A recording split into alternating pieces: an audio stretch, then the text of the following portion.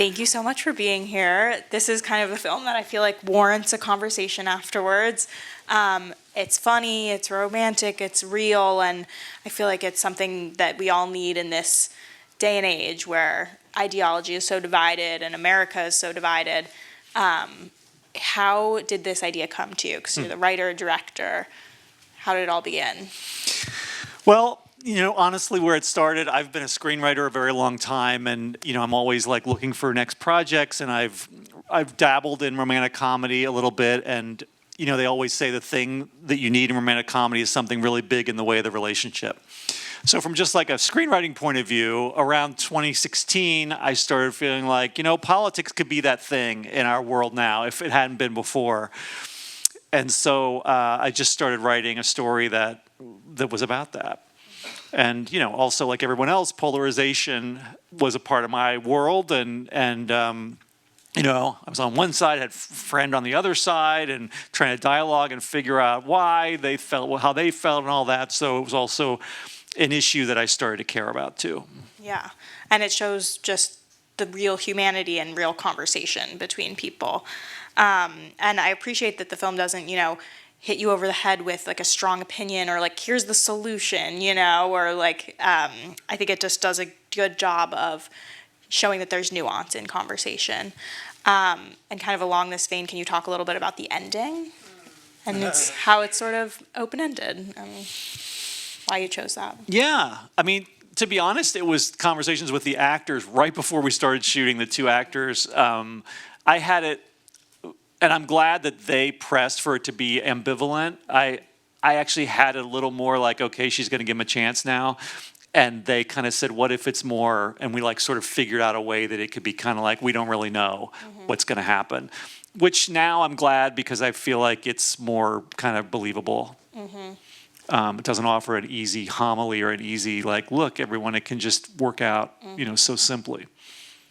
And Alyssa Limperi, the woman who plays Leah, she's known for her comedy, and you might recognize Martin from The Good Place. And was there any improvising on set? It seems like they helped with the ending a little bit, but how much of that was There's a tiny bit. There's takes here and there that I use where there were like little improv things, like when she climbs on his lap and she goes, climby climb, or like when she sits and like hurts herself and like starts to talk about, I had trouble sitting, like that was just, it happened, and we used that take. And like the actor Dominic, it was his idea. He actually had those Invisalign. He said, what if I took them out while we're doing the pizza?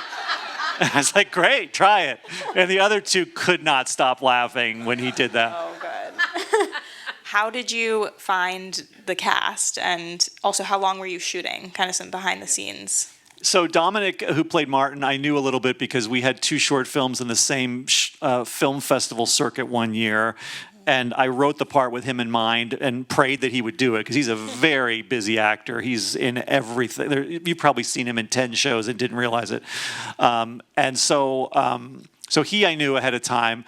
The other two, it was really like I hadn't seen either of them before. I didn't know anything about them. But there was this one agent at the Gersh agency that represented both of them who made it his business to try to help me cast the movie. And he kept sending me reels of people, their samples of their work. And they were just two that came along just separately. And I just thought, and I looked at, she didn't have a lot of stuff that was like TV and film work, but she had like a stand-up special she did called No Bad Days on Peacock about her father's death. But it's a stand-up comedy special. It's really touching and funny. And she had these great viral comedy videos that she's done over the years, especially during the pandemic. I just thought she was like, had high energy and was like, kind of just adorable and charming and everything. And the character had the risk of being a little bit strident. And I think in earlier drafts, she was more strident actually. And I was constantly trying to soften that. And then he was just also just like just a guy you just kind of felt was funny but warm and handsome and all that stuff. How long was the shoot? 18 days. Wow. Okay. So quick shoot. It was all shot in one house. Even the stuff that's supposed to be his apartment with grandma was actually within the same house that these friends of mine owned. We used everything. The place where the ex-boyfriend was on the phone call, that little shed, that was on the property too. The only thing that Amazing. wasn't was the exterior of Vincent's was my editor's house, the front of his house. That was it. I love that. So a lot of time has passed since December 2020, it feels like. Do you have any thoughts of, if you were to write this today, how would anything be different, or is it ultimately the same story? I don't know. I think it would be the same. I mean, it's kind of like almost a period piece now because so much has happened. It didn't feel like at the time, right? We were shooting it in October of 2023. And I don't think anybody involved with the film had even the slightest inkling that Trump would be elected again. And when that happened, it made everyone go, oh, what does this mean for the film? Right. And, a lot of people that have supported the film are, while I was trying to raise the money, I came across a number of nonprofits and individuals who really care about political polarization, and that's their main work in the world. And I really got inspired by what they do and started to become kind of a zealot for that issue myself. Not that the movie is trying to force a certain message. I agree with you, but and they all felt like it was actually more needed than ever or more appropriate time than ever. I forgot what the question was, but that's my answer. Amazing. I also would like to open it to audience questions. I'll give you a second to think about any questions you might have. Where can people find the movie? How can they tell their friends to watch it? Please do. The film actually just came out last week on pay to rent or buy on all the usual platforms. So Amazon, Apple, Google. It can be found in all those places. Yeah. Amazing. Do we have any questions from the audience? We have one question over here. Our mic runner is running. I'm getting my work on. Please hold. I'm just curious, why did you feel that it was important that in the beginning of the film you inserted the fact that she was Jewish, and then it never came up again in the whole film? Well, it comes up a couple of times when she talks about if you were a white supremacist and you didn't like Muslims or Jewish people or gay people. So it comes up there. It's a good question. I don't know. It wasn't like a super important plot element. It was just like as I was coming with the characters, I just for some reason envisioned her as being Jewish, and so there's a little bit of dialogue about it here and there, but admittedly not very much. Like she says "Good Shabbos," and she, he says, "I thought you were Jewish, but you're not." There's just a few little things. I didn't think of it as a super defining element. It was just kind of like one thing about her, kind of like he is interested in Buddhism. Like this is like fleeting things that are not definingly important. Like you could have written the character without that, but just for whatever reason, that's not a satisfying answer, I'm sure, but that's about what I have. So the two characters coming from different sides of the political divide had very different approaches to their political opinions. Was that intentional? And if so, what were you trying to say about that? Yeah. I mean, I'm not saying I was trying to say any one thing. I'm not really a big believer in here's what I'm saying. It's more like here's what I'm exploring, I guess, and trying to explore it in a realistic, hopefully entertaining, emotional way. But I thought from the beginning that she was going to be the one that was more closed off to hearing the other side. That doesn't mean that everybody on her side is that way. I come from the left myself, and I certainly have known many people that were like that, but that doesn't mean that I'm trying to say that people with those politics would be that way and people with his would be more open, because it depends on the person. So it was more like I was looking to write each of them in a way that, and it took many drafts and input from some of these nonprofits really to help me with this, so that each side was believable and complicated and real, hopefully, and that you could sympathize with them regardless of your politics and say, yes, there are real people like that with those politics. And the rest of it was kind of like, it wasn't like she had to be this way because there was a deep meaning to it. It was more just, I think she's going to be this way. And so, if anything, and people will say well, he changed his view on the election. She doesn't change at all. And why did you do that? And it was like, I think she's impacted in other ways to maybe consider being more open and to consider changing about in more personality ways and including inclusiveness ways, whereas he changes on one historical event, his opinion about it. So I guess I was trying to sort of be equal without being completely symmetrical. I think we have a couple questions. We have one down there or up here. Here you go. It was, you know, it was a very entertaining film, and I liked it very much, and thank you. But I have to disagree. I just found that, you know, times have changed so much since 2020, and I've never seen argument. You know, I've seen arguments now, and they're not like this. I mean, they're pretty, they're tough. And I think that this wasn't believable to me, that, you know, certain aspects of it, I wish, you know, but arguments really don't look like that anymore. Yeah. Fair point. Yeah. Yeah, and you're not the only one that has expressed that. I know we also have a question up there. Here you go.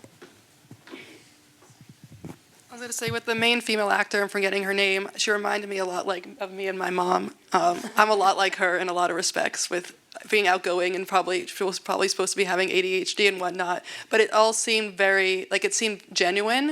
And I was wondering, in real life, what was it like working with those actors? Because they just seemed like a lot of fun to be around.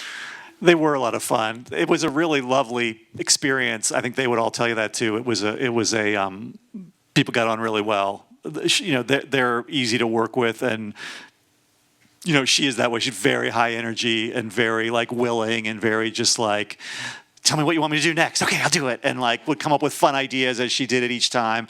And they had a nice chemistry. And yeah, I mean, as a director of an independent low-budget movie, there's a lot of any level movie, there's a lot of stress and pressure potentially in the day. So you're not necessarily having a ball the whole time because you're watching the clock and everything. But there were times where I was just so grateful to them, and I would try to express that because they really, brought it to life in a way that I thought was, charming and endearing. And I'm a behavior analyst, and I could just tell it was very genuine. oh, thank you. I think we have two last questions. One down here. Oh, you're right. Thank you. There you go. I really enjoyed the film. Thank you very much. I'm wondering if you could talk a little bit about the staging, in the sense that my take on it was that it was somewhat stereotypic, in the sense that Vincent and the grandmother, and she had, the crochet blanket, and it just felt like, okay, that was going to be that side, versus Leia. I'm here with Aaliyah, so it's whereas, that was the, I don't want to say liberal college elite, but it was clearly a different, I felt like it was a different economic class. So if you could talk about that, whether that was deliberate or just sort of happened that way in this one house. Yeah. No, it was definitely deliberate that I envisioned her as being part of the, quote unquote, cultural elite, and from a different socioeconomic class than him, for sure. I mean, the house was hard because, we didn't have a lot of budget for set decorations, so it was very much as is, the house, to a large extent, although that grandma living room place in reality was more like a man cave in a converted garage that the owner of the house that had all these high-tech toys in it. So we took out a few toys, literally added a crocheted blanket, a few other things to grandma it up, So I actually still think when I look at it, it doesn't look like they're to me, they're in a lower socioeconomic class necessarily. But I did kind of have that in mind because he talks about, the working class and Riverside and being a cook. And, there's sort of that vibe of, he comes from a more broken home than she does and didn't have a dad that could get him a job in advertising, stuff like that. So, yeah, that was definitely part of the kind of who are these two people and how can they represent something that maybe is fairly real without just being complete stereotypes. Hopefully they feel complicated enough. he as a Trump voter, like I was, when Trump won the first time, I was like super shocked and outraged. And a friend of mine I didn't realize was a Trump supporter, and we started a long conversation over months, years even. And he was pro-choice and pro-gay marriage, and a spiritual seeker, and a really lovely, generous, fun person. So that partly informed. This wasn't really your question, but it partly informed how, because I think some people would watch this, some people from the left would watch this and say, well, he's an idealized version of a Trump voter. That's not really what they're like, but I think that's part of polarization talking, because polarization tells us people on the other side are all alike, and they're the most extreme, horrible version we might fear and loathe. And I've met quite a few people who said he's similar to my politics, and I've never seen that represented, which I liked. I don't know why I'm saying all this. It wasn't your question at all, but... Kind of along the same vein of her talking about what's on screen, I noticed that she wore a lot of red and he wore a lot of blue. Was that also a purposeful choice? That was not purposeful at all. The one thing that Okay. was purposeful about wardrobe was I was aware we were shooting in one house, and visually it could get boring, although the house is beautiful, so we moved around. But one thing I knew I could do was put her in fun wardrobe, and we found a costume designer who was her same size and who had collected all these great thrift store things, and has a whole TikTok channel of her fashion, quirky fashion. And so she just put her in all of her great, quirky, fun, colorful stuff. It wasn't meant to be red, blue. It was just great, colorful outfits. Amazing. I think we have time for one last question. Or If we don't get to it, you can see me after and ask me, because I'll hang maybe we'll out. squeeze in two. I'm allowed to hang out. Thank you. I think we're going to start seeing a lot of stories where the pandemic becomes part of the story. We saw them wearing masks at the beginning. Was there more about the pandemic that you maybe left out? Because in some ways I feel like that added to polarization in a big way. Was there, say the question again? Was there more about the pandemic that you might have left out of your story that you thought about putting in and then for editing had to take out? Because to me that seems like that was part of the polarization we were dealing with in 2020 and 21, was what the reaction was to the pandemic. Not really. I was very conscious of people don't want to watch the pandemic, and they don't want to watch people in masks and all that. So I tried to limit. There's one scene with masks, and even my distributor was like, "Does that have to be in the trailer with the masks on? Because no one wants to see the mask." But it's just like the meet cute scene. They have masks on for it. So what are you going to do? That was the reality. So I just think it's like loneliness and disconnection was an important thing that the movie's about. And that was a very pandemic-y thing. The only other thing I would say is during that long pizza summit thing, there was additional dialogue about other things that were going on, like the George Floyd protests, for instance, and other things that didn't make the cut because it just became such a lengthy thing to watch. But no, I kind of tried to, I was hoping that you could watch something the pandemic and not feel like the sort of depression of the pandemic too much. Okay, I think we have time for one last question. Okay. A microphone is going to come to you right there, Right here. behind you. You, Pat? Thank you. Thank you.